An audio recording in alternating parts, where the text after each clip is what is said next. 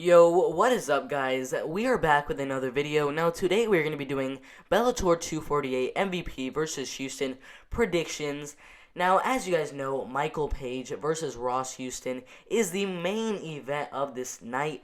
Now, Michael Page currently has a record of 17 wins, 1 loss. Absolutely amazing.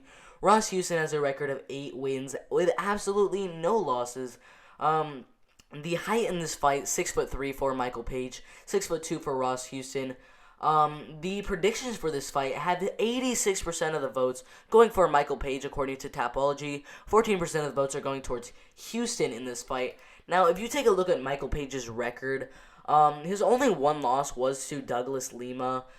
He has had a very good Bellator career so far. He literally has I think 9 wins before he got that first loss to Douglas Lima. And some of those wins were against Paul Daly, Richard Kelly, Gianna Malio, and most recently Shinso Azai. Amazing wins. Most of his wins are coming by KO or decision. I don't really see much submissions in his record. If you go and look at Ross Houston's record, 8-0, as you guys know, most of his wins are by submission or decision. I don't think he has any KO wins on his record. A lot of people are thinking Michael Page is going to get this win by KO. I'm kind of leaning towards that prediction as well. Most of Michael Page's wins, recently, his 3-fight win streak recently, all of those wins are by KO. Which just leads me to believe against a guy like Houston, who really has never KO'd anyone, just wants to take the fight to the ground. I do think Michael Page can dominate on the feet, and I do think he's gonna land that shot in this fight, and I do think he's gonna get the win by KO in the second round, probably maybe the third round. But I'm leaning more to the second round. Now the second fight of the night is Czech Congo versus Timothy Johnson. Very, very good fight. Czech Congo, veteran fighter, 45 years old. Record 30 wins, 10 losses, and 2 draws. Timothy Johnson has a record of 14-6. He's 35.5 years old. So these guys are both pretty old.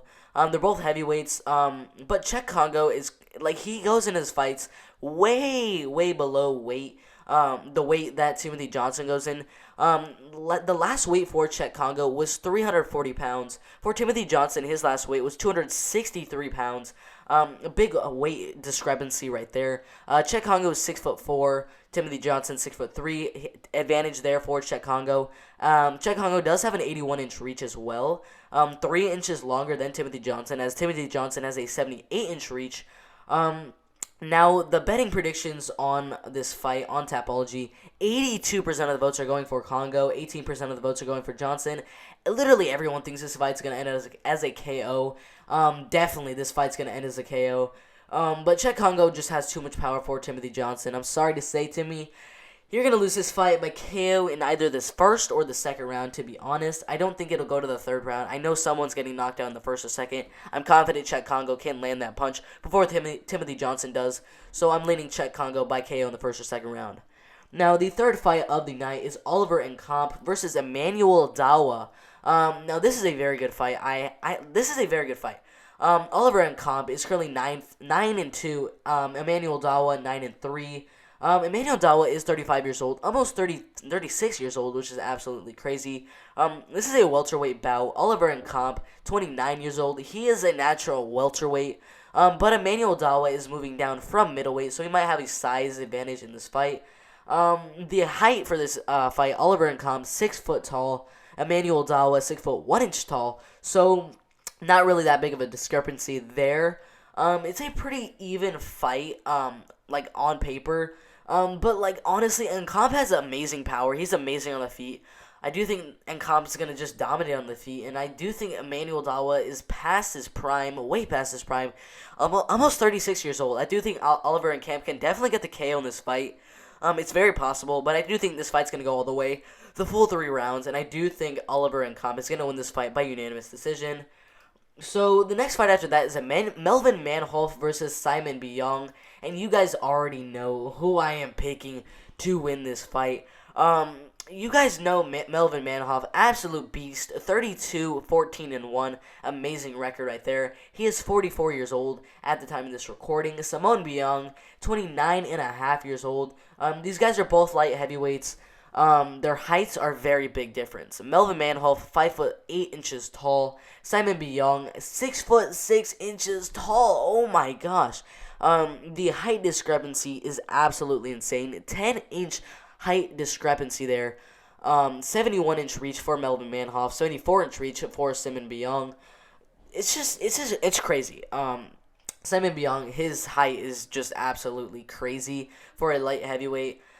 This fight's definitely going to stay on the feet. One of them's going to land, and I do think that the height and the reach is just going to play a big factor in this fight. I do think Simon Byung is maybe going to land a good shot that knocks down Melvin Manholz, but I don't think he's going to get a KO. I think it's going to be just like the last fight. And Simon Byung, I do think is going to win this fight by unanimous decision. The next fight after that was the main card we just did right there, those 4 fights. Now we are on to the prelims. Terry Brazier versus Yves Landu. This is a very good fight. We have a lightweight fight. Terry Brazier 11-3, Yves Landu 15-8. Honestly, the big factor in this fight is just going to be that Brazier is just so much better all around. Yves Landu has had championships in the past in other promotions. He has good cardio, but I do think Terry Brazier is going to be too much for Landu, and I think Terry Brazier is going to win by unanimous decision. The next fight after that is Davy Gallen, Brian Hui. This fight's pretty simple, to be honest. Gallen is a huge favorite in my opinion. I do think David Gallen's going to win this fight by unanimous decision or KO in the first or second round. I'm leaning more to unanimous decision on that one. The next one is Dominique Woodling versus Faba Rica Diada. Another one of those where I'm just like, it's sort of heavily favored in Diada's favor. He is an undefeated fighter, 6-0. Dominique Woodling is a very good fighter. He has very good power, but I do think Diada's power is a little bit more. And I do think he has a little bit more cardio in Diada. And I do think Diada is going to win this fight by unanimous decision. The next fight after that, John and Doyle versus Kiara and Clark. This one's a pretty simple one for me. I'm definitely going to be leaning.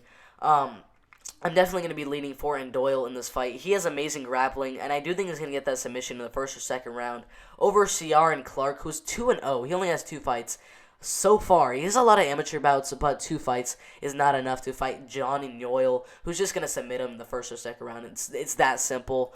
The next fight after that, Dylan Logan, William Gomes. Kind of the same thing, but different in that there's a different way that they're going to win. Gomes is a complete opposite than the last fight we just did. Gomes has amazing power. I'm just going to say KO first round. It's going to happen. The next fight after that, we have a lot of fights on this card. It's crazy. 5 more fights. This is a women's fight. Mcgee Birchall versus Lucy Bertod. This is a not very good fight, I have to say. These girls are both in their 30s. It's a huge mismatch for Mcgee Birchall, who's going to get this win by unanimous decision, to be honest. Next fight after that, Saul Rogers, RB Mezhidov. Kind of a mismatch, I'd say, as well. I do think Rogers is going to dominate this fight and get the win by decision. Mads Burnell versus Darko Banovic. Sort of a mismatch. Definitely a mismatch for Burnell. He has amazing submission skills. He's going to get the submission in the first or second round. It's a lot of mismatches on this card, to be honest. The next fight after that, Ryan Scope versus Alan Omer. I think this one's a mismatch as well. Omer is honestly better on the feet, and he's honestly better on the ground. So I do think this fight's going to go all the way. But I do think Omer is going to win this fight by unanimous decision. Next fight after that, this is our first fight of the night. Ilyas Bulaid versus Ivan Nakari. Now look at the record. 2-0 for Ilyas Bulaid. 0-1 for Ivan Nakari. Come on. Bulaid is going to win this fight. Come on. I'm thinking maybe KO, but I'm sort of leaning decision. I think this fight will go all the way. I do think Bulaid's going to win this fight by unanimous decision. And that's it for the predictions for this night. It's a big line of fights on this one. 14 MMA bouts. It's going to be absolutely amazing. Make sure to tune in to my other videos. We have UFC predictions coming out all week. Make sure to subscribe, like this video. I'm out of here, boys.